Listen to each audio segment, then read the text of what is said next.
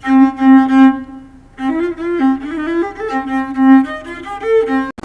everyone, my name is Shashi Kasau. I was born in 1995 in a small village called Zarasha in northwest Ethiopia. My parents were traditional farmers and I learned to work hard at home and on the family farm very early in life. When I was 7 and 8 years old, I worked as a shepherd. At age 9, my parents allowed me to attend the elementary school in our area. I was very happy. The school was located 10 kilometers far from my village.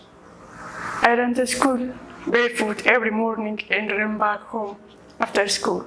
Walking 20 kilometers in a day was hard, but it was it. I found the school very enjoyable.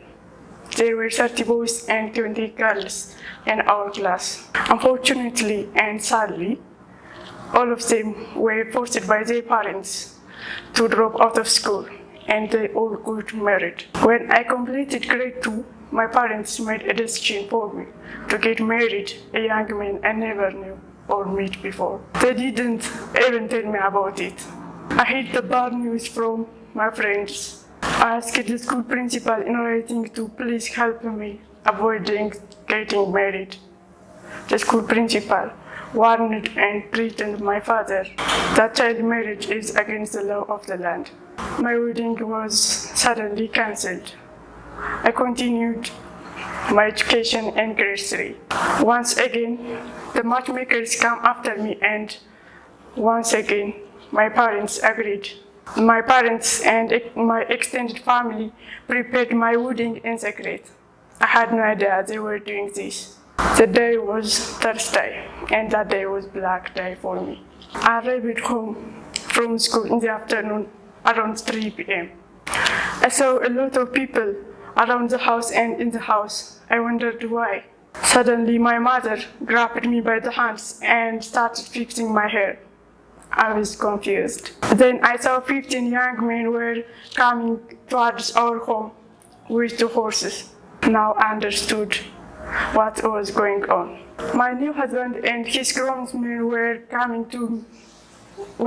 to take me away, and all the people around and in the house were there for the wedding ceremonies and festivities. I felt trapped. I had no choice. I cried alone. I was very angry. I soon found myself in the presence of a husband I never knew and never asked for. I made up my mind to take matters into my own hands and into marriage. As soon as the wedding was over, I ran away from my new husband and went home. My parents were angry. They beat me up and sent me back. I ran away again, and they did the same thing again. I ran away for the 3rd time and went to my older sister's place. But my brother tracked me down and did to me exactly what my parents did. At this point, I became desperate. Nothing was working in my favor. So I got myself a long rope and ran away to the nearby forest and hid myself. Now I got everybody's attention. They were afraid I was going to kill myself by hanging. Such acts were not uncommon, so everybody panicked. I had made my point. The marriage was ended after 2 months. I came back in school. I finished the elementary school and attended the high school. Professor Adunya Worgo and his team built in our area. The high school was located much farther than my elementary school. That was hard. That was difficult and risky for a girl to travel back and for that far. So they dropped out of school. With God's help, I plan to help people, especially girls. The good news is that I finished high school and passed the National University Entrance Examination just as well. And I studied hard and completed my college and graduate school with high marks. Today, I teach undergraduate students organic chemistry in the University of Gondar. where I attended both my college and graduate work. But I'm still a farmer's daughter in rural Ethiopia. I'll never forget where I came from, or the boys and the girls I left behind. With God's help, I plan to help people, especially girls, still trapped in a harmful traditional practices like I was. My immediate goal is to build a girls' dormitory near the same high school I attended.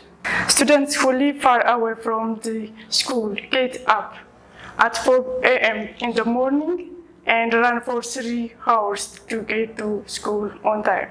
And they run home after school. That is about 6 hours of running.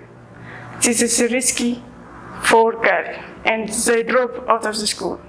My hope and prayer is to build a dormitory big enough for 50 at-risk girls.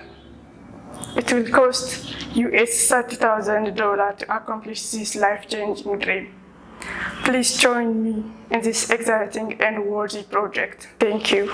Again, my name is Shashi Kasau.